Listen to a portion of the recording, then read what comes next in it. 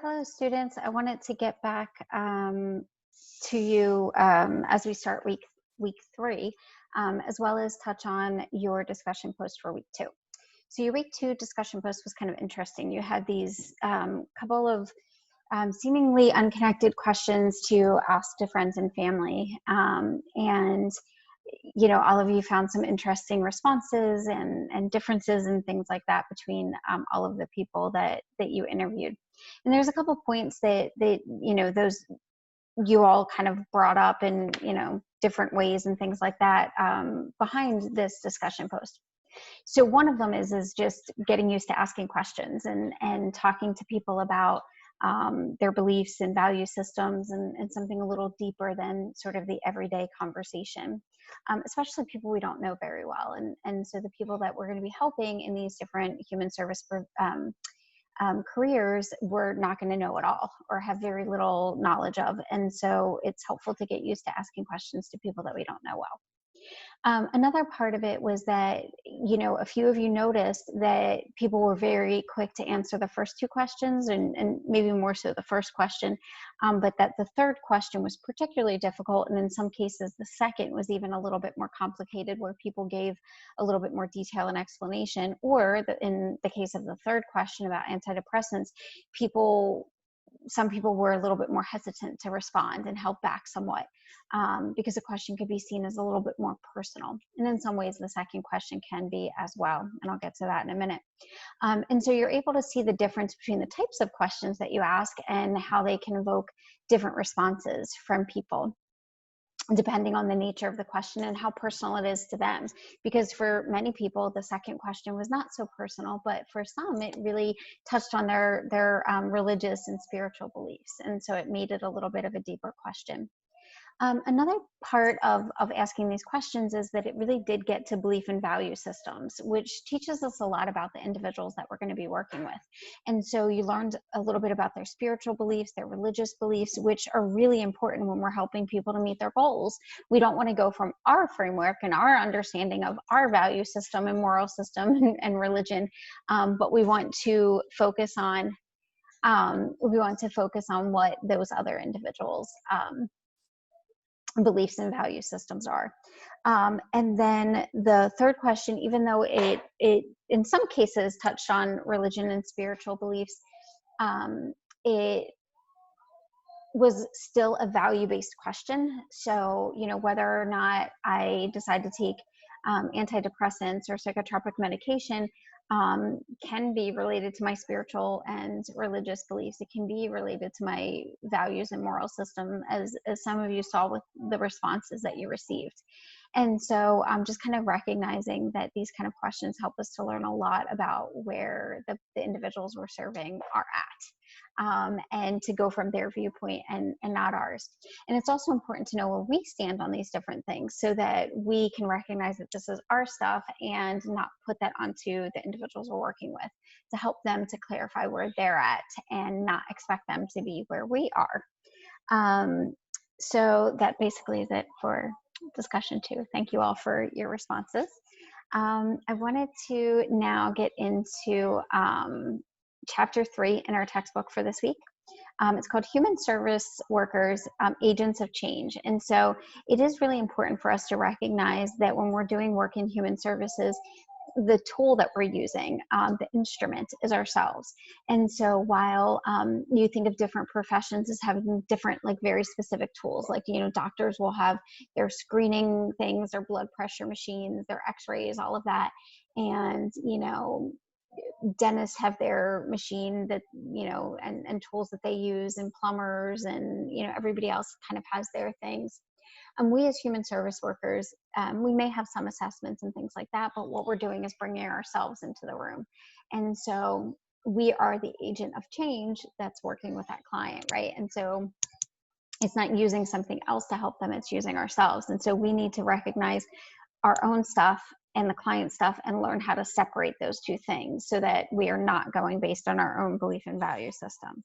And so the textbook brings up, I really like that it has a couple different case scenarios in there that you can think about.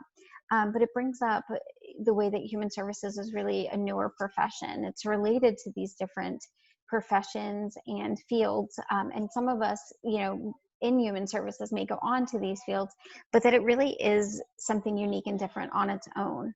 And so it becomes its own profession within kind of the broad, you know, broad scheme of things, and sort of has its own role in the greater human services field. So it talks a little bit more specifically about the role functions of human service workers and how they play out. And so it talks about specifically outreach workers, brokers, advocates, evaluators, teachers and educators, behavior changer, mobilizer, consultant, community planner, caregiver, data manager, administrator, and assistant to specialist. And so those are all different directions that you might find yourself, you know, moving into, and maybe even kind of taking on a couple of those roles depending on what your position might be. And so just kind of having a good understanding of what separates human service workers from other professionals within this field. In addition, it talks about 4 specific levels of competency. And again, depending on the positions that you're looking to get involved in, they're going to kind of fall along this spectrum. So there's the entry level, apprentice level, journeyman, and master professional level. And so depending on what your specific goals are for your career, you're going to fall somewhere along that continuum. And it's not to say that one of these is, you know, better than the other or, you know, more important than the other. They're just different levels of training that you need for different specialties within this profession. In addition, it talks about the way that the tasks that you're going to be engaged in as a human service worker might be broken up. And so they identify 4 different areas, 13 they take the 13 functional roles and then split them into 4 categories of types of work that you might be doing. So linkage and advocacy, underneath that would be outreach workers, brokers, advocates, and mobilizers. Treatment and planning would be behavior changer, caregiver, assistant to a specialist. Administration and management would be an evaluator, consultant, community planner, data manager, or administrator. And then therapeutic environment or control would be the teacher or educator. And so it kind of helps you to kind of see what specific jobs would fall under what types of roles and tasks they'd be engaged in, so that could potentially help you to determine what direction you want to go into based on what tasks you want to be engaging in with the individuals.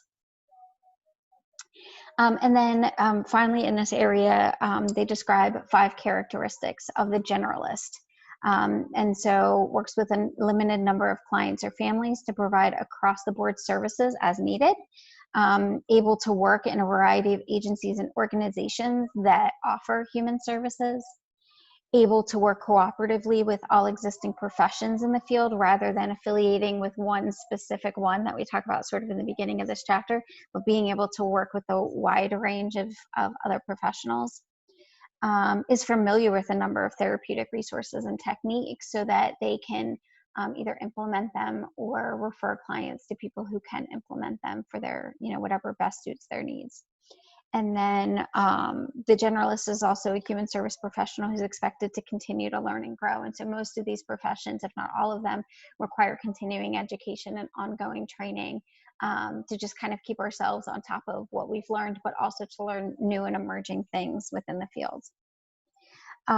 Next in the chapter, it talks about what human service workers really do. And it gives you a couple case scenarios, again, which I really love about this text, to go through, and gives you an idea of what you might need to do in these different circumstances and with different clients. And so it gives you an idea of what that work you could be doing would be. It goes on to kind of categorize these different things into 6 different categories of the type of work that we'd be doing. So understanding the nature of human systems, whether it's individual, group, organization, community, society, or major interactions. Understanding the conditions that promote or limit optimal functioning and class of deviations from desired function in human service systems. Skill in identifying and selecting interventions that promote growth and goal attainment. Skill in planning, implementing, and evaluating interventions. evaluating interventions. Consistent behavior in selecting interventions that are congruent with the values of one's client, self, the employing organization, and the human profession, and then process skills that are required to plan and implement services. And so by all of that all of those standards, we come back to the conclusion, the title of the chapter, which is that human service workers are agents of change, right? And all of that, that's kind of what it comes down to.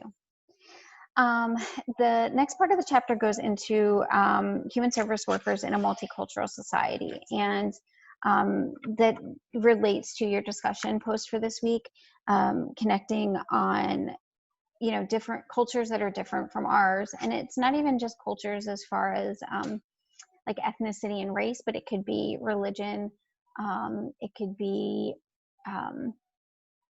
spiritual if the person's not religious, it could be political affiliations, it could be affectional and sexual orientations, it could be gender identity, it could be lots of different things. And so how can we connect with others that may hold different identities than us and still be effective and still help them? And one of the things is increased self-awareness is very important. So understanding what perspectives we're coming from, so that we can better understand where other people might be coming from and how those differences sort of play out. So again, the chapter kind of goes into a couple lists. The first is ways in which human service workers or human service agencies must do to be culturally competent. And that's one, valuing diversity and making it a point to include diverse individuals in any decision-making circumstances. Cultural self-assessment. So again, knowing where I stand.